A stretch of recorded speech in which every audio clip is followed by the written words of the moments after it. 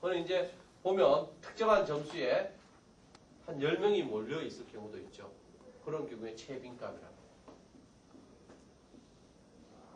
그러니까 동일한 점수에 가장 많이 몰려 있는 값. 중앙값은 뭐예요? 자, 여기 우리 30점부터 96점까지 있었다. 30점부터 100점까지 있었다. 중앙값은 30에서 100 사이 중에서 이렇게 쭉 뭐 점수마다 한 명씩 있다라고 생각한다면 그 중에 65번이 중앙값이 되는 거죠. 자, 근데 이제 이게 분포가 정규 분포라고 해서 좌우가 대칭이고 저 모양의 이런 형태를 그리고 있으면 저 평균하고 최빈값하고 중앙값이 같아요. 최빈값이죠. 제일 많아. 그 다음에 여기 또 평균이 돼. 좌우 대칭이기 때문에. 그 다음에 이게 중앙값이죠. 그렇게 같은 형태를 그릴 수가 있어요. 자, 이와 같이 최빈값이나 평균이나 아니면 중앙값 이런 걸 아는 거나 그 다음에 분산 정도를 아는 거나 이런 것들을 정리하고 요약하는 게 바로 기술통계다. 자, 이 최빈값, 중앙값, 평균을 묶어서 우리는 집중경향이라고 해요.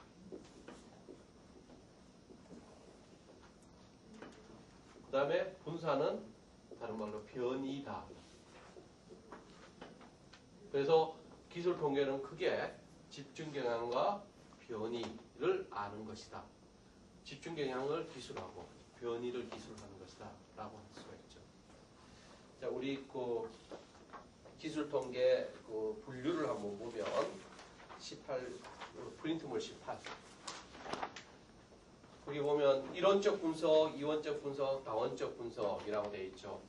그 기술통계를 하는 과정에서 이론적 분석이라는 것은 변수가 하나인 경우에 그 변수가 단일 변수에 대한 것들을 묘사하는 게 이론적 분석이에요. 예를 들어서 아까 디자인의 선호도라는 거 하나. 그 다음에 이원적 분석이라는 것은 변수가 두 개일 경우에 그러니까 연령과 디자인 선호도 이렇게 보는 거죠. 두 개의 관계. 다원적 분석이라는 것은 세 개 이상. 예컨대 연령과 성별과 디자인 이렇게 세 개 이상의 관계를 보고 그들 변수들 간에 아까 집중경향과 분산을 보는 게 바로 이론적, 이원적, 다원적 분석이다라고 할 수 있죠. 그래서 이론적 분석, 있고 분석 기법에 대해서는 이따가 얘기할 거죠. 자, 이 기술 통계는 어떨 때 쓰느냐? 기능. 이 기술 통계는 원칙적으로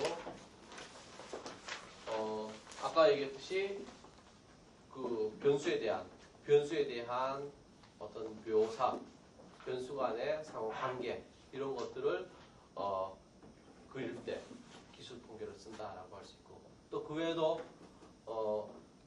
우리 앞으로 배울 나중에 나오는 추론 통계를 하는 데 있어서 기초 자료로 또 활용이 돼요. 그리고 이 기술 통계를 정확하게 하면 설문지가 제대로 구성됐는지 자료가 제대로 입력됐는지도 찾아낼 수 있어요. 예컨대 이런 거죠. 쭉 보다 보니까 점수대가 대충 이런데 누구 하나가 특이하게 높아. 대체로 내가 점수를 50점에서 60점 사이의 점수를 난이도를 가지고 점수를 분포하게 했는데 하다 보니까 한 명의 점수가 이렇게 뚝 높게 나왔어요. 98점이 나왔어요. 그러면 야 아무리 잘해도 여기서 대충 한 70점 정도까지는 나올 수 있는데 98점은 너무 어렵다. 나오기 어렵다. 특이 점수죠. 그죠? 이런 것들은 오차가 있는 걸로 보는 거예요. 근데 입력이 잘못됐거나 아니면 컨닝을 했거나 부정한 방법으로 점수가 나왔다.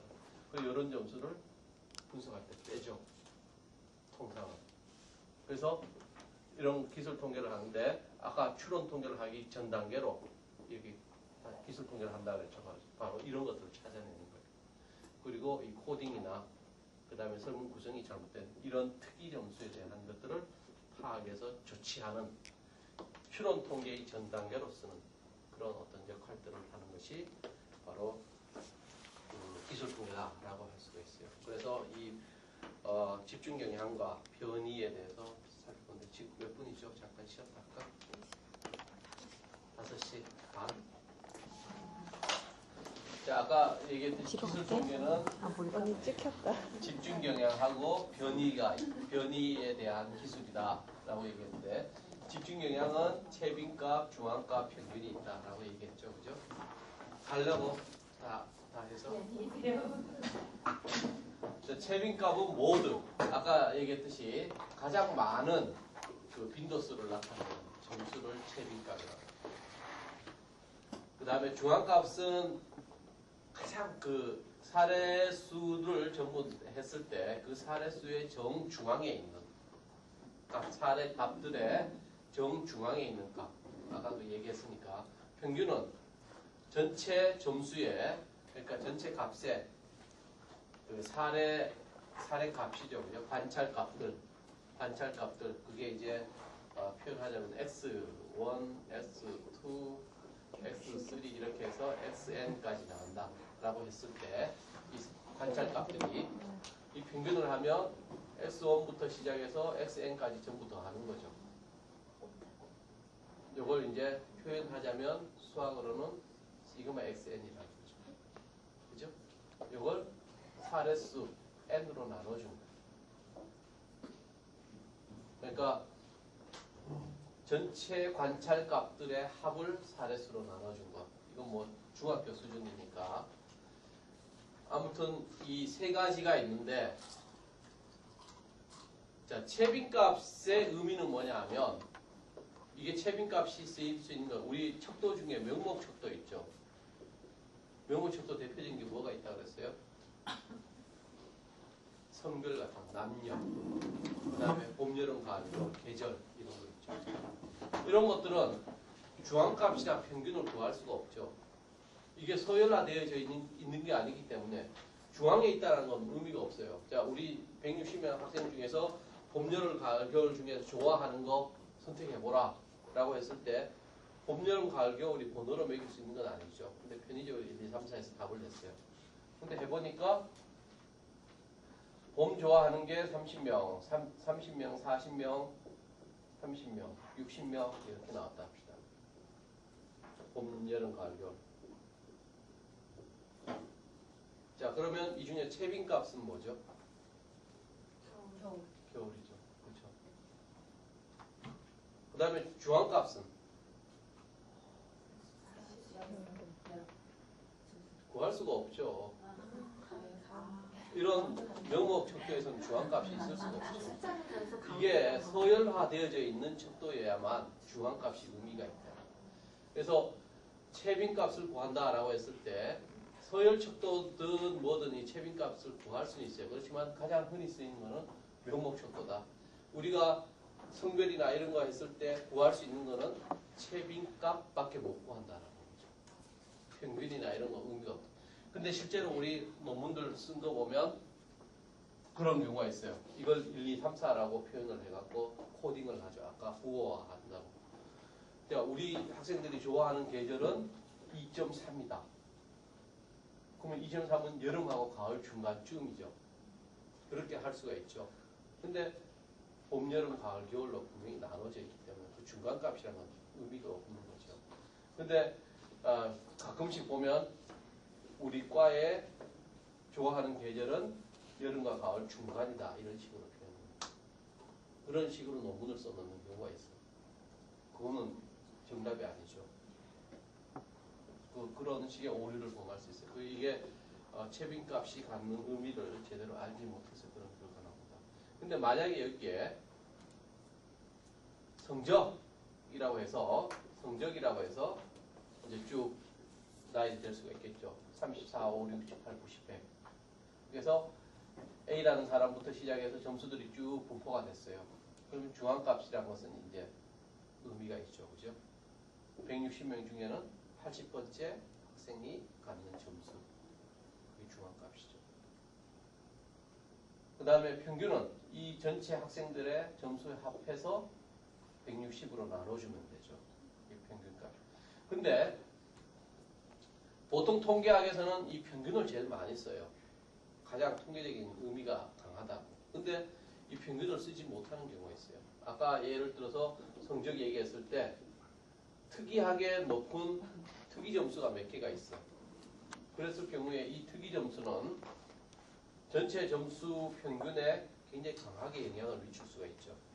그죠? 예를 들어서 3, 4, 5, 7, 뭐 3, 2 했는데 80 이런 점수가 3, 4, 5, 7 이게 개별 점수라고 합시다. 이게 80이야. 이거는 평균을 내면 이 80이 평균 전체를 굉장히 크게 작용해버리죠. 이 특이 점수가 평균을 왜곡시키는 거예요. 이런 식의 특이한 점수들이 특이한 측정치, 관찰치들이 있을 때는 평균을 쓰는 것은 잘못된 거예요. 그래서 아까 얘기했듯이 이 기술 통계에서 바로 분포를 보고 이런 것들을 보고 이런 것들을 없애는 이유가 바로 그런 거예요. 이 평균을 내 갖고 아까 추론 통계로 넘어가는데 이 추론 통계에 오류를 가할 수 있기 때문에 사전에 기술 통계로서 이런 것들을 배제시키는 그런 이유죠. 자, 이런 특이 값이 있을 때는 오히려 중앙값 같은 게 더 의미가 있다라고 할 수가 있죠. 중앙값.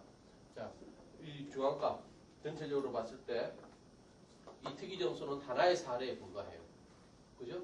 전체 7개가 있으면 이 중앙값이 뭐다라는 것이 오히려 의미가 있을 수가 있죠. 그래서 서술 등간 척도에서 쓰는 게 중앙값, 평균값 쓰는데 그 중에서 특이한 값이 포함되거나 이랬을 경우에는 중앙값이 의미가 있는데 나머지 대부분의 경우는 평균을 주로 해서 우리가 기술 통계를 한다라고 이해를 해두시면 돼요. 자, 그 다음에 변이. 변이에는 여러 가지가 있어요. 변이는 아까 뭐라 그랬죠? 이 분포되어져 있는 정도라고 그랬죠. 그죠? 이 분포되 얼마나 흩어져 있는가 하는 걸 우리가 아는 것이 변이다라고 하는데 이 변이는 사실 이 집중 경향보다 이 변이 자체로는 쓰인 일이 별로 없어요. 근데 아까 추론 통계 이걸 쓰기 위해서 변이가 대단히 널리 활용이 돼요. 이따가 추론 통계할 때 뭐 여기에 이제 표준 편차, 분산 이런 게 계속 나온다. 그래서 이 추론 통계에 유용한 자료로 활용하는 기초 자료로서 변이는 의미가 있다. 자, 근데 이 변이로 나타내는 것들이 이 이외에도 여러 가지 있지만 대표적으로 쓰는 게 범위, 사분 편차, 분산, 표준 편차 같은 것들이 있어요. 범위란 것은 아까 얘기했듯이 뭐 점수가 3, 4, 7, 2, 3 뭐 해서 80 이렇게 돼 있다라고 합시다. 이게 점수라고 합시다. 2가 여기 와야 되겠구나. 자, 그러면 이 점수 값의 범위는 2부터 80이죠. 그죠? 범위. 최저점과 최고점 사이의 그 사이가 범위예요. 그래서 범위는 표시할 때 2부터 80 이렇게 표시를 합니다. 그래서 최대값에서 최소값을 뺀 차이. 그러니까 범위는 78이 되죠. 그죠?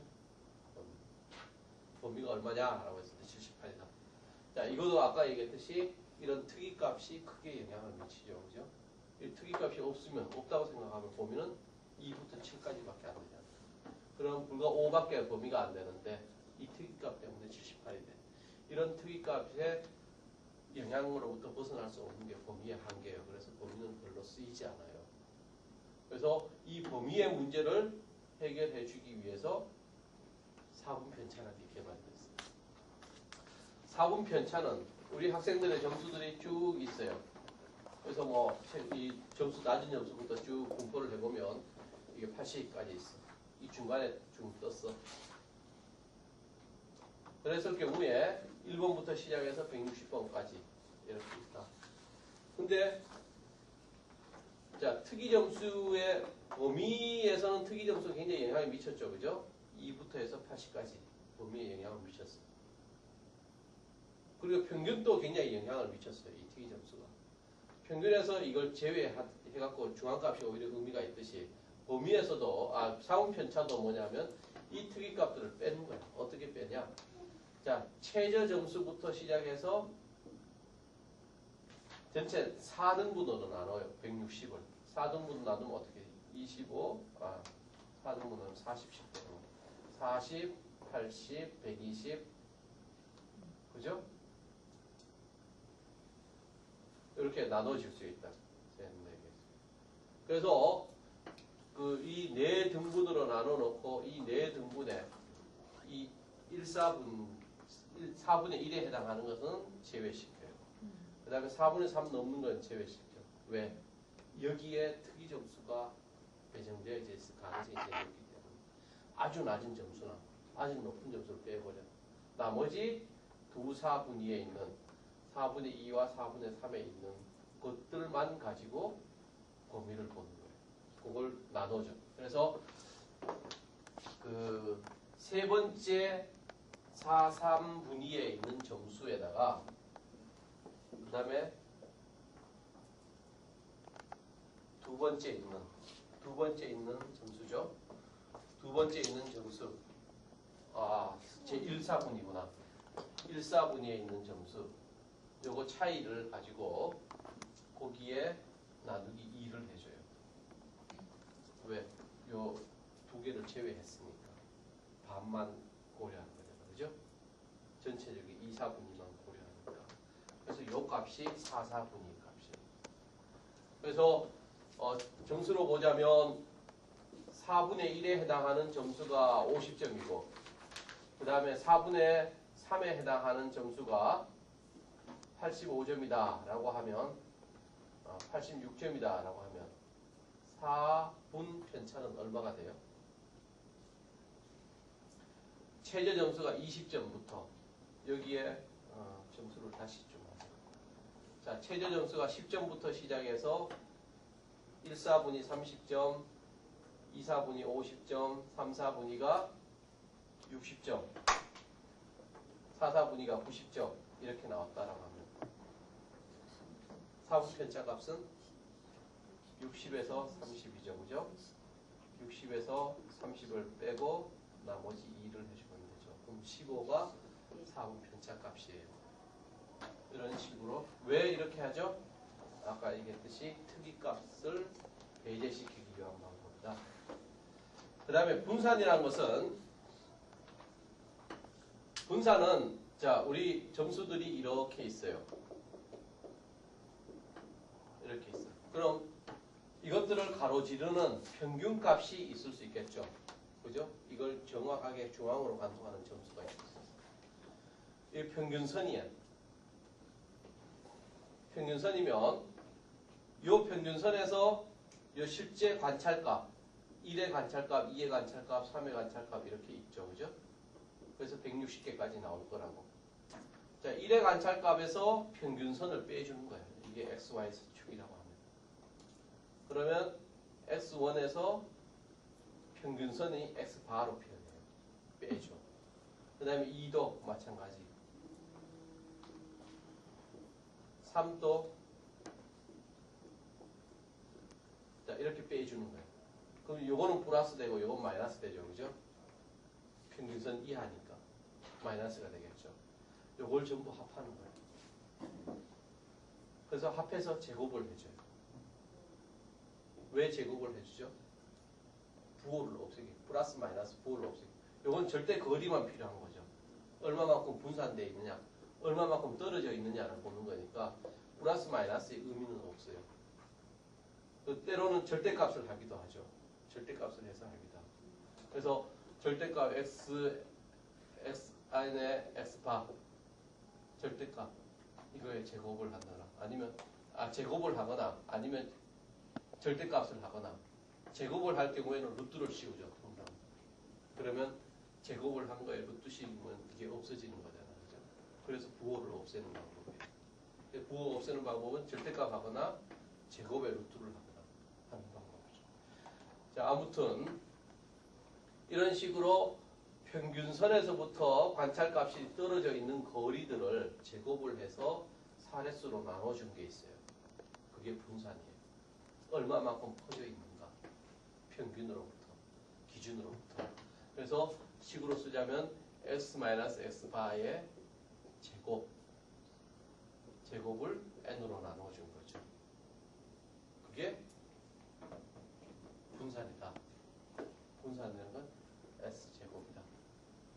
표본의 분산.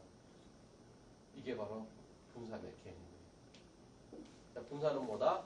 평균으로부터 얼마만큼 떨어져 있는가, 분포되어져 있는가 하는 것들을 하는 거예요. 기본선으로부터, 기준으로부터 얼마만큼 확산되어져 있는가. 이 분산이 적다라는 건 뭐예요? 몰려있다라는 거죠. 평균에 몰려있다라는 거죠. 분산이 크다라는 것은 이게 거리가 멀죠, 그죠? 이제 산포도가 흩어져 있다는 거죠. 자, 근데 표준 편차라는 건 뭐냐 하면, 표준 편차라는 건, 자, 이게 제곱을 해줬어요. 그죠? 제곱을 해줬어. 공연히 제곱을 해줄 이유가 없죠. 정확한 값을 알기 위해서는 제곱을 다시 원값으로 돌려놔야 되겠죠. 표준 편차라는 것은 분산의 루트를 씌운 거예요. 즉, 다시 여기서 표준 편차는 S로 표현을 해요. S는 루트 시그마, 여기 시그마가 왜 들어있지? 전체 합이니까. 시그마 S 마이너스 X바 제곱의 N이니까. 간단하죠. 표준 편차라는 건 분산의 제곱근이다. 그렇게 이제 표준 편차를 구하는데, 이 표준 편차라는 것은, 자, 분산보다는 더 정확한 위치를 우리가 확인하기 위해서, 절대값의 위치를 확인하기 위해서 위치가 어디냐를 확인하는 것입니다. 그래서 특히 분산이나 표준 편차 같으면 추론 통계에서 굉장히 많이 쓰이는 자료들이라고 할 수 있죠. 자, 위치가 어디 있고, 그 다음에 얼마만큼 퍼져 있고, 이런 것들을 정확하게 알아내는 그런 자료들이다라고 할 수 있어요. 자, 이렇게 기술 통계는 집중 영향과 변이가 있는데, 아까 특히 변이에서 범위나 사분 편차나 분산, 표준 편차 있었는데, 이런 것들이 이제 구체적으로 그림의 모습으로 나타낸 게 분포도라는 거예요. 분포도. 자, 어떤 식으로 자료들이 위치되어져 있는가, 어떤 유형, 그 위치라는 것이 어떤 유형을 그리고 있는가. 예컨대 이렇게 돼 있다라고 한다면, 자, 전체적으로 그려보면 이 범위 안에 있다라고 볼 수 있겠죠, 그죠? 이런 식으로 이제 그래프식으로, 히스토그램의 그래프식으로 그려놓은 게 분포도예요. 그래서 이 분포도라는 것은 보통의 경우 이 사례 수가 많아지고 이제 조사들을 숫자를 늘리면 늘릴수록 그 분포도는 정확하게 정규 분포의 모양을 그리게 돼요. 가장 가운데, 가장 평균을 중심으로 해서 집중되게 돼 있다는 거죠. 평균과 멀어질수록 숫자가 작아요. 그래서 이런 것들을 정규 분포, 정규 곡선의 형태를 지닌. 그래서 정규 분포선은 어떻게 되죠? 이게 X축이라고 하면 S축에 닿잖아요. 끝까지 닿지 않죠. 그 다음에 좌우로 나눴을 때 좌우가 대칭이에요. 완전히 포개지는 대칭이에요. 그리고 이건 종 모양을 그리고 있어요. 이런 식의 분포도, 이게 정상적인, 우리가 자료를 조사했을 때 가장 정상적인 어떤 모양이 정규 분포선을 그리게 돼 있어요. 자, 우리 값들은 다 다르죠. 근데 값들의 표본의 평균이나 표본의 분산을 여기 그려봤을 때 이런 모양을 그린다는 거예요. 자, 그런데 이게 정규 분포를 그리지 않고 왼쪽에 높은 봉이나 오른쪽에 높은 봉, 이거 외봉, 왼봉, 우봉, 뭐 좌봉, 우봉 그러기도 하는데, 자, 이런 식의 어떤 기형의 분포 곡선이 만들어진 것, 이걸 우리는 편포도라고 해요. 정규 분포가 아닌 편포도라고 합니다. 그 다음에 또 하나는 첨도라고 하는 것이 있어요. 첨도라는 것은, 자, 정규 분포를 그리긴 한데, 정규 분포에서 평균의 집중 정도를, 정규 분포인데 굉장히 키가 큰 정규 분포가 있을 수도 있고, 키가 작은 완만한 정규 분포도 있을 수 있겠죠, 그죠? 그런 정도를 나타내는 게 첨도라는 거예요. 그래서 집중적으로 평균에 몰려있는 키가 큰 정규 분포 곡선, 그 다음에 요게 이제 1을 기준으로 해서 정규 분포 1이다라고 했을 때 요거에 이제 1보다 큰 경우고 1보다 작은 경우죠. 기울기가. 그래서 그런 식으로 분포도라는 것은 정규 분포를 기준으로 해서 편포도와 첨도라는 것도 있다. 그래서 정규 분포는 좌우가 대칭되고 X축에 근접하고 그 다음에 그런 것들이 평균과 아까 얘기했듯이 평균이라는 것하고 평균하고 중앙값하고 최빈값 이것들이 같은 값을 가지죠. 정규 분포는. 그죠? 외봉 같은 경우는 왼봉 같은 경우는 어떻게 좌봉 같은 경우는 전체 중앙값은 이쯤 되겠죠. 그죠? 여기서부터 여기까지라고 보면 중앙값은 이쯤 되겠죠. 최빈값은 이거예요. 평균은 그 중간 어디에 있겠죠. 이런 식으로 그 평균과 중앙값과 최빈값이 달라. 마찬가지 우봉은 또 이렇게 구성입니다. 그래서 우리가 이 통계 분석을 할 때 특히 이 분포도를 기준으로 봤을 때 정상적인 분포가 정규 분포다라고 본다면 이 정상적인 분포의 가장 전형적인 모습을 하나 정해놔요. 그리고 그거하고 비교를 해. 그래서 어느 정도 퍼져 있는가. 그 분석의 편의를 위해서 정규 분포선 중에서 평균이 0이고 이게 0이라는 얘기. 그러면 플러스 1, 플러스 2 이렇게 나가겠죠. 마이너스 1, 마이너스 2. 평균이 0이고 표준 편차가 1인 표준 편차가 1이라는 것은 요 범위 안에 있다는 거죠. 요 범위 안에 이제 대부분이 몰려 있는 그런 정규 분포 곡선이 우리가 하나 그려놓고 요걸 다른 거의 모든 것들의 기준점으로 잡아요. 그래서 요걸 표준 정규 분포다라고 합니다. 표준 정규 분포. 그래서 자 요걸 그려놓고 요거보다가 이제 다른 걸로 자 우리가 그려봤더니 대충 이런 식의 정규 분포를 그리더라라고 하면 표준 정규 분포보다가 예컨대 표준 편차는 1이니까 그죠? 1보다 크죠? 1보다 크고 예컨대 뭐 그런 식으로 이제 해석이 돼요. 그 다음에 또 이런 것도 되겠죠. 평균이 제로가 아닌 마이너스 1.5 정도 되는 정규 분포다. 이런 하나의 기준점을 그려놓고 비교를 위해서 분석의 편의를 위해서 하는 것이 표준 정규 분포다라고 할 수 있어요. 그 지금 나눠준 그 표를 보면 20페이지 하단에 그래프가 있죠, 그죠? 그게 이제 표준 정규 분포 선이에요. 아까 얘기했듯이 평균이 0이고 표준 편차가 1. 표준 편차가 1이란 것은 전체 조사 중에서 68.27 플러스 마이너스 1 사이의 면적이 68.27%가 그 안에 들어가는 그런 분포도를 갖는 조사한 내용이 바로 표준정규 분포다라고 할 수 있죠. 68.27. 그 68.27이라는 것은 그 계산에 의해서 나옵니다. G값 계산에 의해서 나오게 돼요. 그건 이제 통계 분석 뒤에 책 뒤에 보면 Z값에서 몇 퍼센트 1 범위 안에 2 범위 안에 들어가는 면적들이 나옵니다. 그게 이제 전체 조사 중에 68.27이 27%가 1의 표준 편차 1의 범위 안에 들어가요. 뒤집어서 얘기하면 이런 것들이 자 전체 내가 조사한 것들이 68.27% 안에 들어가느냐 아니면 그 바깥에 있느냐 하는 거를 비교할 수도 있겠죠. 1 표준 편차. 이 면적 자체가 정규 표준 편차의 이 곡선 자체의 그 안의 면적은 항상 1이에요. 100%라는 얘기죠.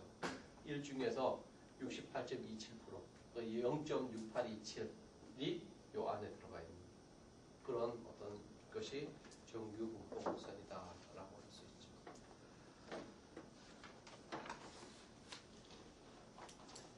자 이렇게 이제 집중 영향과 변이라는 것이 기술 통계다라고 할 수 있어요. 근데 이제 기술 통계이기도 하고 뒤에 나오는 추론 통계이기도 한 것이 상관 분석이라는 게 있어요. 상관관계 분석. 이 상관관계 분석은 이게 좀 어렵긴 한데 우리 저기 사실 여기서부터는 이제사 고백을 하는데 우리 1차 그 사회복지사 시험 문제 범위에 사실 포함이 안 되는 부분이 기술 통계 이쪽 고급 통계 부분. 근데 이제 거기에 지침에 뭐라고 나와 있냐 하면 자료의 처리 및 분석이라고 나와 있는데 그 분석의 범위가 상당히 모호해요. 그래서 책에서 따라서는 이 부분 이하를 포함시킨 책도 있고 아닌 책도 있어요. 근데 시험 범위에서는 아마 안 나올 가능성이 굉장히 높아요. 그래도 앞에 걸 제대로 이해하고 이걸 해놓으면 나중에 통계학이나 이런 부분에서 보면 되고 실제 이제 활용도가 굉장히 높기 때문에 참고로 한 차시에 걸쳐서 수업을 사실 했습니다. 상관관계라는 것은 갑자기 표정이 달라집니다. 상관관계라는 것은 변수 2개 이상이 존재하죠. 변수들이 있어요. 이 변수들 사이에 어떠한 관계를 갖는가 하는 것들이에요. 어떠한 관계를 갖는가. 자, 우리가 일반적인 가설 검증의 과정에서는 원인과 결과의 관계로 갖죠. 그죠? 이건 상관관계가 아니에요. 이거는 일방적인 관계죠. 원인과 결과의 인과적인 관계죠. 상관관계라는 것은 서로 영향을 주고받는 관계를 상관관계라고 해요. 그래서 이 관계가 이 상관관계를 왜 하냐면 아까 휴대폰의 디자인, 핸드폰의 디자인이랑 선호도를 조사하고 있다. 이 디자인의 선호도를 조사하는 게 여러 가지 요인이 있을 수 있겠죠. 그죠? 예컨대 색상, 그 다음에 무게, 크기, 그 다음에 질감, 또 뭐가 있을까? 기능, 뭐 이런 것들이 이제 디자인 요소로 쭉 있을 수 있죠. 자, 근데 이러한 선호도에 영향을 미치는 게 뭔가? 이런 일방적인 관계를 보는 것은 인과성이죠. 그죠? 선호도. 근데 요 안에서 보면 색상은 무게하고 크기는 굉장히 상관성이 강해요. 크기가 크면 대체로 무겁죠.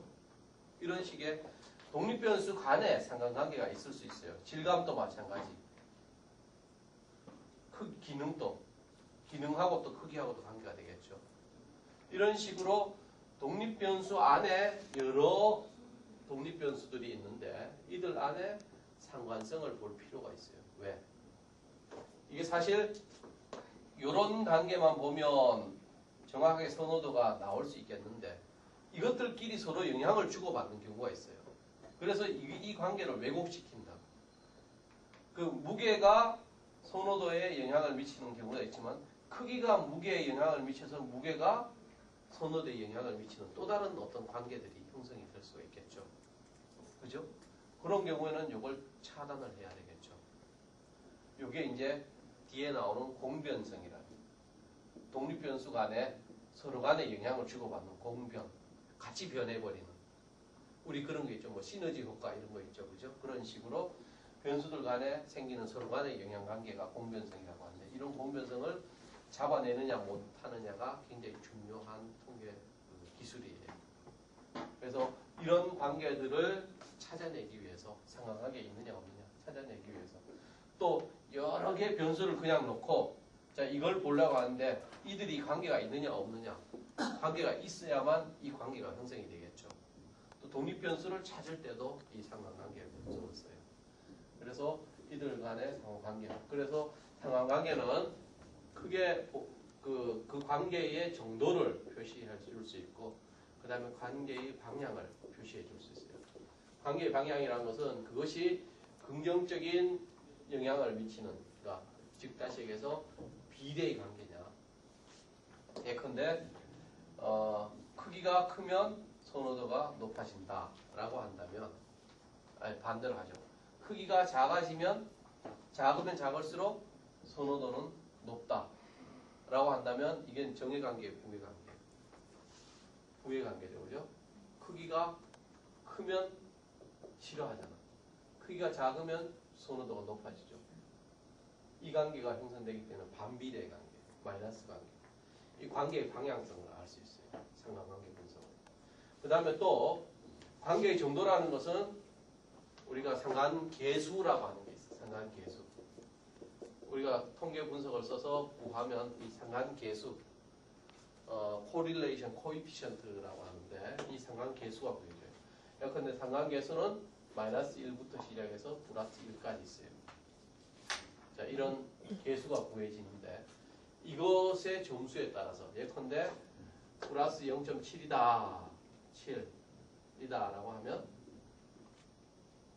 이것은 플러스니까 서로 정비례의 관계죠. 그리고 마이너스 1에서부터 7까지니까 상당히 높은 상관관계를 가지고 있어요. 자, 여기 마이너스라고 합시다. 마이너스 같은 경우에 자, 크기가 작으면 작을수록 선호도는 만족도는 굉장히 커진다라고 할 수가 있겠죠. 그죠? 마이너스의 관계. 그 관계라는 것이 대단히 직접적으로 큰 영향을 미친다. 크기가 선호도에. 마이너스 0.2보다는 훨씬 크죠. 그죠? 그래서 0.2, 그 다음에 0.4, 0.7, 0.9, 9 이상 이렇게 나눠놓고 이 상관계수 1을 기준으로 해서 0 이렇게 있죠. 그래서 0.2 같은 경우에는 거의 상관관계 아주 미약한 관계. 플러스 마이너스 마찬가지로 보면 플러스 마이너스 0.4가 상관계수가 나왔다 그러면 다소 그 상관관계가 있는 걸로. 0.7은 높은 상관관계가 있는 걸로. 0.9 이상은 굉장히 높은 밀접한 상관관계가 있는 걸로. 그렇게 나오죠. 그렇게 해석을 합니다. 그래서 이와 같이 상관계수를 통해서 방향과 정도를 두 변수 간의 방향과 정도를 아는 것이다라고 할 수 있죠. 그래서 이러한 것들이 이제 두 변수만의 관계로 볼 때는 단순 상관관계라. 근데 세 개 이상의 변수로 볼 때는 다중 상관관계죠. 그 다음에 부분 상관관계라는 것은 뭐냐 하면 이렇게 다중 상관관계 중에 나머지는 통제해요. 통제하고 두 변수만의 관계를 볼 때 부분 상관관계라.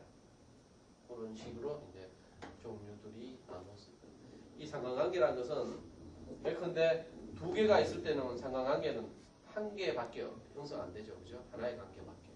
근데 세 개 있으면 몇 개가 형성됩니까? 하나, 둘, 세 개 형성되고, 그죠? 하나, 둘, 세 개, 네 개, 다섯 개, 여섯 개가 형성되죠. 이게 루프를 네 개가 되면 또 엄청 많아지죠. 하나, 둘, 셋, 넷, 두 개씩 연결되는 다섯, 여섯, 일곱, 여덟, 세 개씩, 아홉, 열, 열하나, 열둘, 그 다음에 세 개씩 해서 열세, 열네, 굉장히 많아요. 이게 팩토의 개념으로 나간다. 증거입니다. 16개. 4개. 16개가 4 팩토리 얼마가? 1 곱하기 2 곱하기 3 곱하기 4. 24개. 24개니까. 관계, 상관관계가 상관돼요. 이런 것들은 무슨 다중상관관계라는 거죠.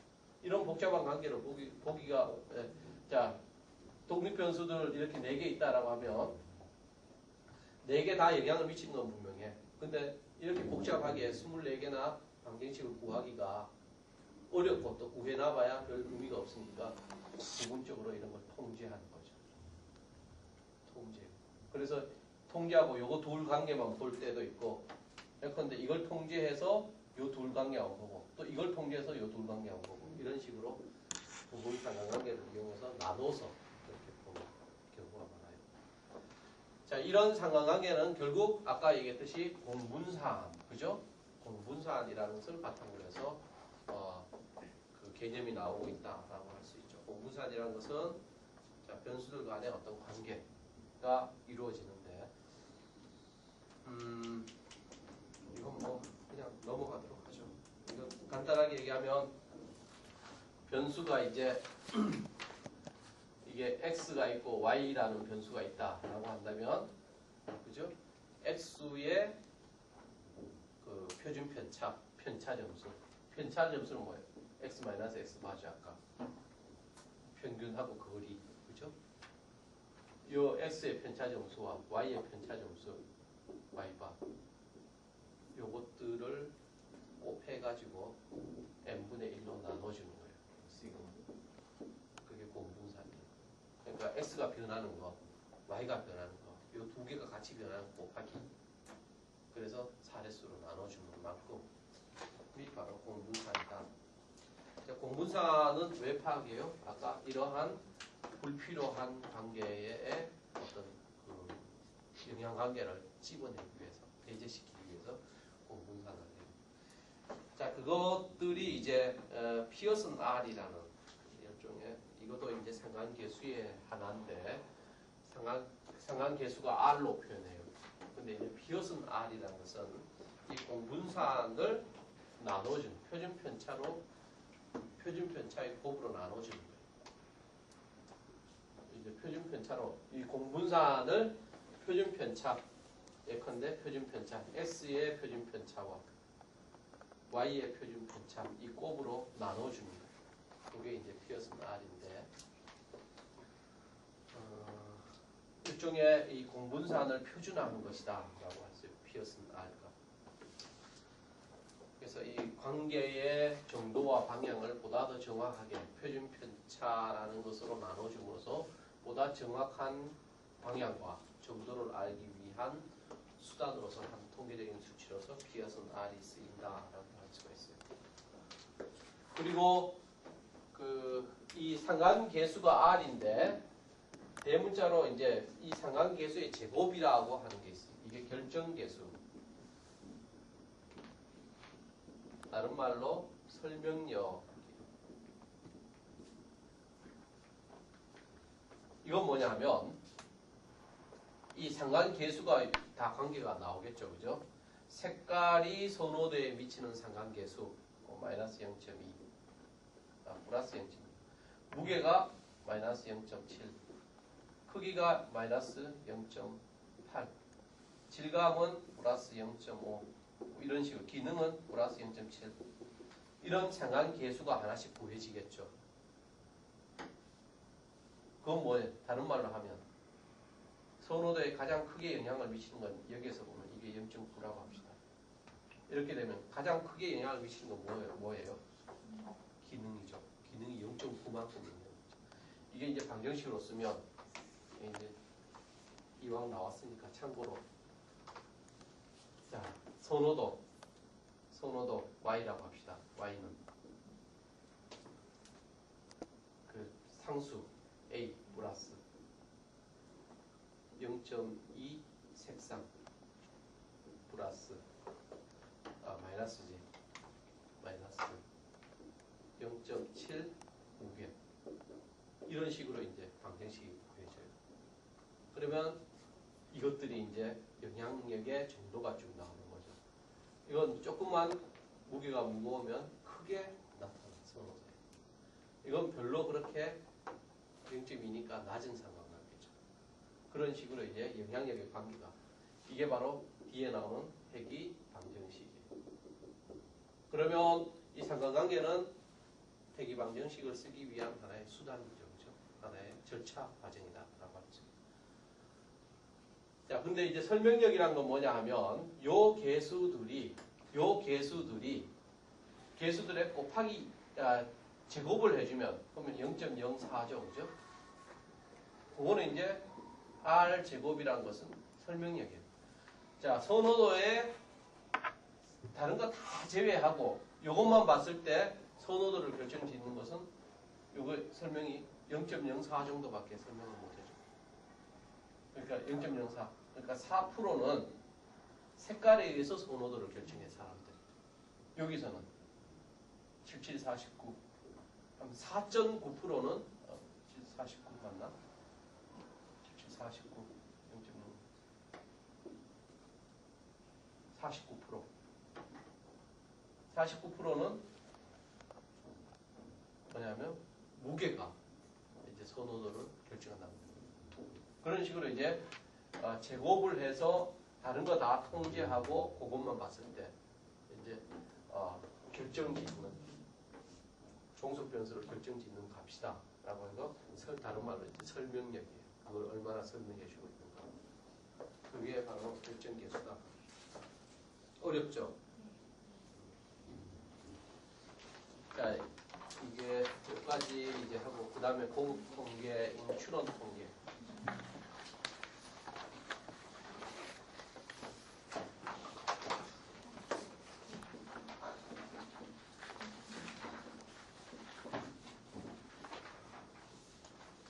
자, 추론통계는 자 22페이지 보시면 기본적으로 추론통계는 두 가지 목적으로 쓰여요. 하나는 모수를 추정하고 하나는 가설을 검증합니다.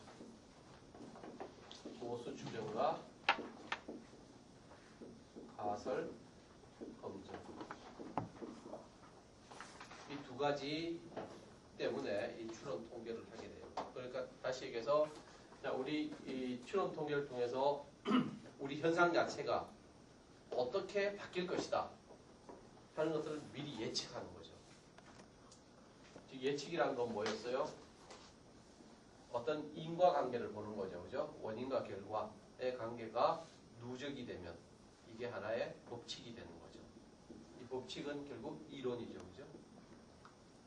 이 이론이죠. 이런 인과관계들을 끊임없이 즉, 자, 지금 이론이 되면 지금 똑같은 현상이 앞으로 발생한다면 이렇게 될 것이다 라는 것을 예견하는 거죠. 학문의 과학의 하나의 기능이잖아.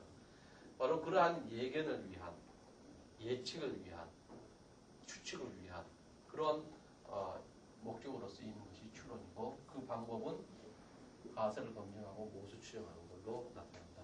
이 모수란 건 뭐죠? 이거 앞에서 나오는데 내가 설명을 자, 아까 모집단이 있었어요. 그죠? 모집단이 있고 그 중에 일부가 표본으로 나오죠. 표본, 모집단. 자, 모집단의 특성을 우리는 모수라고 하고 모집단. 이 표본의 특성이라는 건 통계 분석을 통해서 통계 분석을 하는 건 요것만 하잖아. 그죠? 이 전체는 통계 분석 안 하죠. 그러니까 모집단이 어떤 성격을 가지고 있느냐 하는 건 모수라고 파라미터라고 합니다. 근데 실제로 통계 분석을 하는 것은 표본만 하죠. 요거는 표본의 통계치라고 합니다. 통계치, 통계값. 그래서 보통 통계치, 통계값 그러면 표본의 특징이구나. 표본의 특성을 얘기하고 있는구나 라고 이해할 수 있고 그 다음에 모수 그러면 모집단의 기본적인 성격에 대해서 얘기하고 있는구나. 그렇게 이해하시면 돼요. 자, 이거는 모수를 추정한다라는 것은 모수를 추정은 어떻게 하죠? 모집단의 성격은 우리가 모르잖아. 그죠? 모집단의 성격을 알면 우리가 굳이 조사할 필요가 없죠. 모집단의 성격을 잘 몰라. 그러니까 표본을 뽑아서 조사를 했죠. 거기 대표성 있는 표본을 뽑아서. 근데 뽑아서 조사를 했는데 자, 이게 과연 모집단의 특성인 모수를 제대로 반영하고 있는가 아닌가 하는 걸 우리가 밝혀내야 되겠죠. 그죠? 표본이 제대로 표현을 갖고 제대로 계산이 됐는가 하는 걸 알아야 돼요. 그 모집단의 특성을 제대로 반영하고 있는가 하는 것들을 추정하는 과정이 모수 추정 과정입니다. 즉 다시 얘기해서 표본의 특성을 조사한, 표본의 성격을 조사한 통계값으로 전체 집단의 특성이 이렇다라고 우리가 유추할 수 있는, 추론할 수 있는 그게 바로 추론이잖아. 그죠? 추론할 수 있는 과정이 모수 측정 과정이다 라고 이해하시면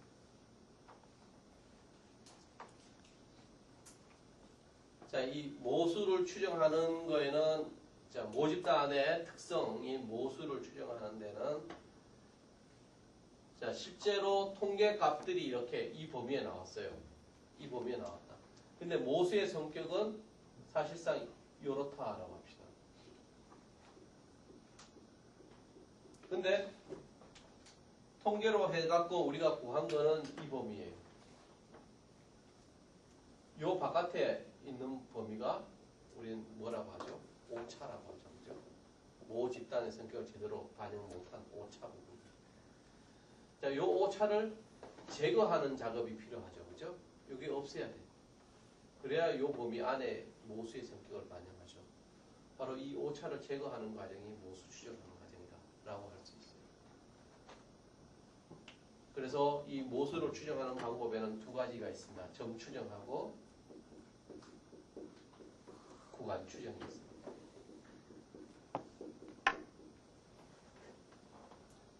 이 점 추정이라는 것은 값 하나 자 아까 이런 점수 분포가 있다 라고 했을 때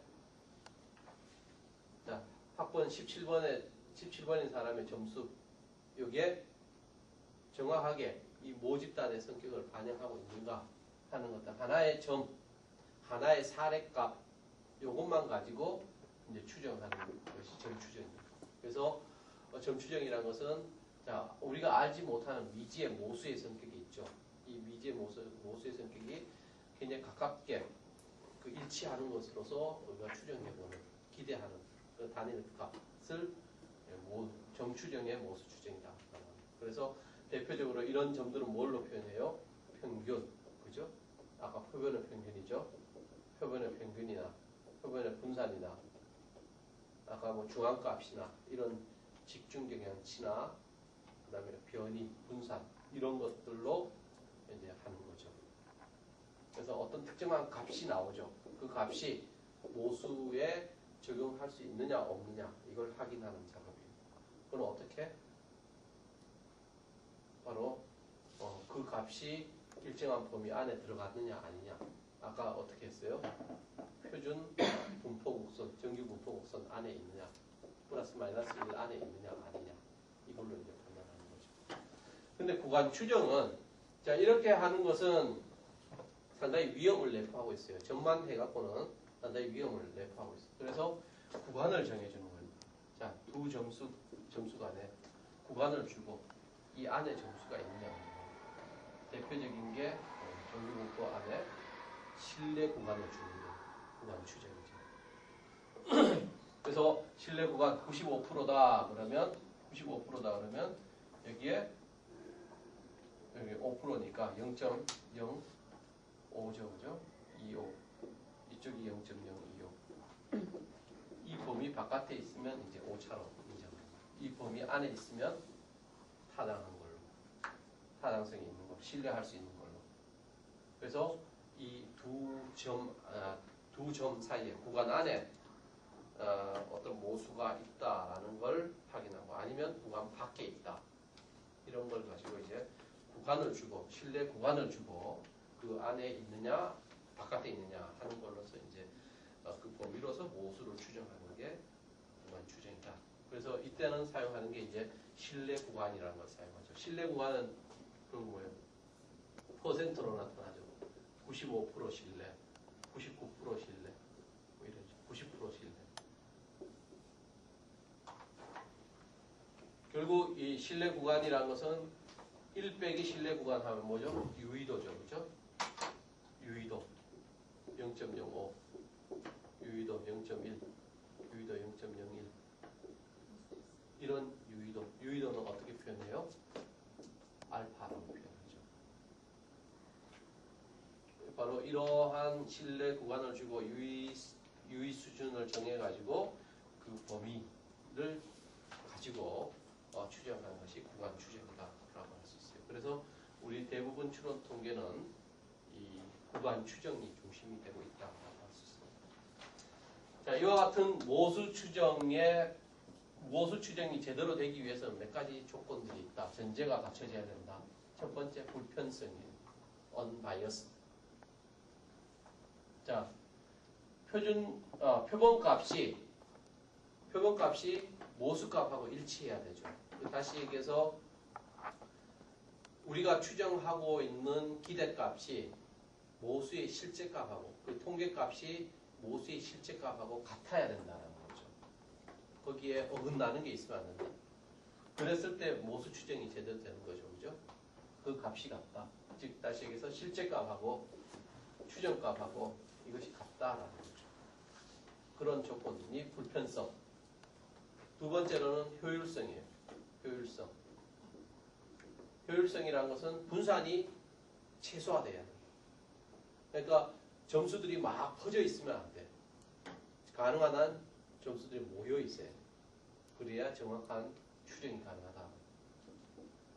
세 번째로는 일치성이에요. 일치성이라는 것은 표본의 크기가 가장 이상적이게는 이제 그 모집단 크기하고 동일한 거죠. 즉 전수조사를 하면 좋겠지만 전수조사가 어려울 경우에 표본의 크기를 적정하게 해서 대표성을 충분히 확보할 수 있어야 된다. 이런 전제 조건입니다. 네 번째 마지막 충족성. 충족성이라는 것은 추정량이 모수에 대해서 많은 정보들을 포함하고 있어요. 평균도 알 수 있고 모수의 이 통계치의 값으로서 모수의 평균도 알 수 있고 분산도 알 수 있고 이런 식. 그래서 정보가 충분해야 되고 그 다음에 대표성이 확보돼야 되고 그 다음에 분산이 적어야 되고 그 다음에 추정치가 실제 값과 같아야 되는 이 네 가지 조건이 갖춰졌을 때 모수가 정확하게 추정된다라고 할 수가 있는 거죠. 그 다음에 표본 분포는 아까 이거 표준 정규 분포 곡선하고 저 얘기들이 비슷하니까 이거 설명을 생략하죠. 아까 표본 분포하면서 이제 표본의 수가 많아지면 정규 분포에 가까워진다라고 했죠, 그죠? 그걸 다른 말로 하면 중심극한정입니다. 표본의 수를 많이 하면 할수록 자, 우리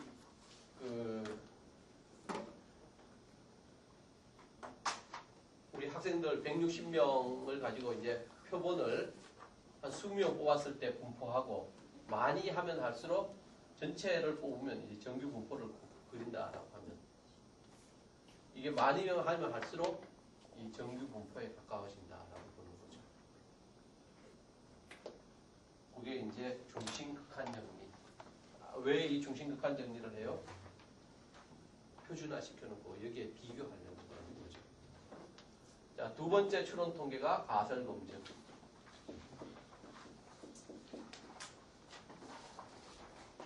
이 가설 검증은 자, 우리가 연구 조사 설계 과정에서 세웠던 가설들이 제대로 채택할 수 있는 것인가 아닌가 하는 것들이죠. 우리 가설 검증할 때 어떻게 가설을 세울 때 연구 가설이 있고 그 다음에 연가설, 기무 가설과 대립 가설을 세웠죠, 그죠?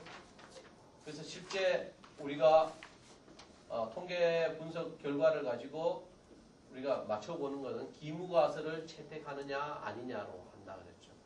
기무 가설을 채택하면 대립 가설은 기각되고 연구 가설은 기각되는 거예요.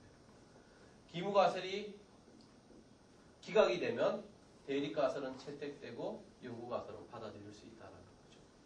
그렇게 이제 기무 가설을 기준으로 가설을 검증한다라고 볼 수가 있습니다. 그래서 이 검증 과정은 우선 이 가설을 세우고 그래서 연구 가설과 기무 가설과 대립 가설을 세우고 그 그 가설에서 유의 수준을 정해요.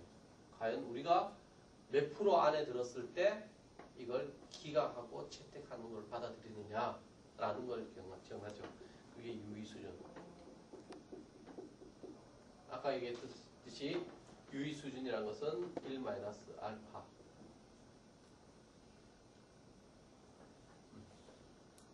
유의 수준 알파. 이게 신뢰 구간. 신뢰 구간이 만약 95%다 그러면 0.95 95% 들어가서 유의 수준 0.05가 되는 거죠. 그런 식으로 이제 유의 수준을 되죠. 자, 그러면 전체 100 중에서 95만큼의 범위 안에 들면 이 전체적인 분석은 신뢰할 수 있는 거다, 믿을 수 있는 거다라는 거죠. 그런 유의 수준을.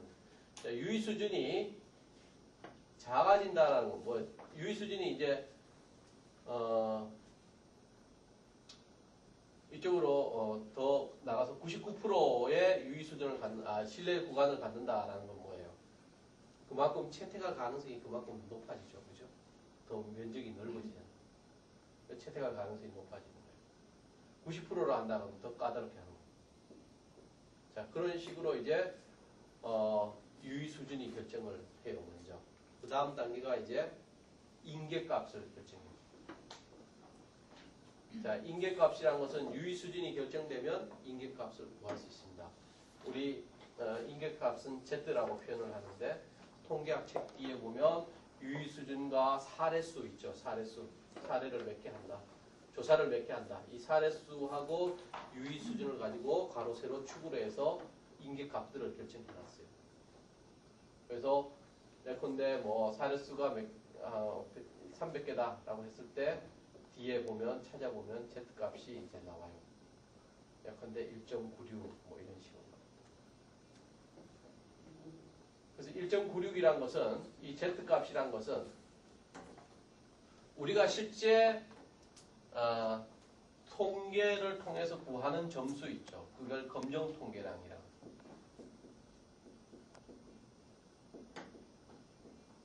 검정이라고 보통. 검정. 이 검정 통계량이 이 인계치 범위 안에 있느냐 바깥에 있느냐를 결정하게 되죠. 그래서 검정 통계량이 인계치 범위 안에 있으면 이것은 채택할 수 있고 그 바깥에 있으면 기각하는 거죠. 요 인계치, 요 경계 지점이 몇이냐? 바로 1.96이라는 거. 요거는 이제 0.05의 유의 수준에서 1.96이고 요 범위 안에 검정 통계량이 있으면 채택하고 바깥에 있으면 오류니까 기각 이렇게 되는 거죠. 그래서 그런 수준을 해서 그 통계량하고 인계치를 비교하고 마지막에 그 결과를 해석하는 그런 단계로 이제 가설 검증의 과정이 이루어져요. 그래서 이게 유의 수준이 1-알파가 아니라 신뢰 수준 알파는.